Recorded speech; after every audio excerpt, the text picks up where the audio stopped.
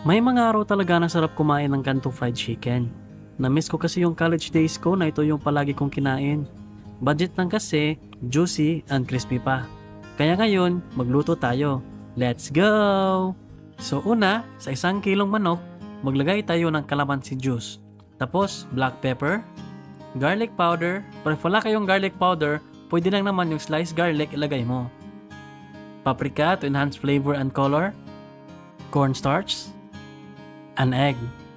Now, haluin lang natin to ng mabuti. Mas maganda if meron kayong gloves katulad ng ginamit namin para hindi messy. Mr. DIY lang namin to binili at 48 pesos lang for 50 pieces. Set aside muna. Sa isang empty bowl, maglagay tayo ng flour. Magnolia pala ginamit namin pero kahit anong brand na gusto niyo, okay lang yan. Tapos, cornstarch, black pepper, salt, and for the secret ingredient, curry powder. Sinabihan kasi kami sa isang may-ari ng kanto fried chicken. Now, haluin lang natin para perfect blend yung lahat ng ingredients. Next, ilagay na po natin yung mga marinated chicken. Huwag lang isabay lahat para tamang coat yung mga chicken. And also, don't forget to use gloves para hindi messy. Pero if wala kayong gloves, use your clean hands na lang. Shake muna natin to remove the excess flour.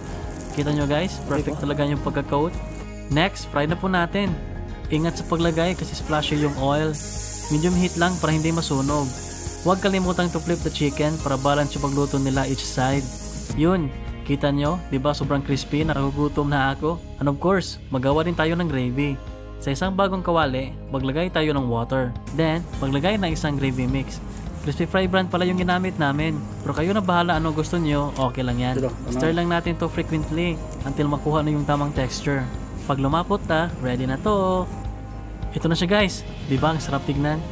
Grabe, naalala ko talaga yung college days ko. Ito kasi yung palagi kong kinain. Hello guys, tikman na natin. Dip muna natin sa gravy. Pagtikim ko, grabe, sobrang sarap. The best talaga yung kanto fried chicken. Sarap!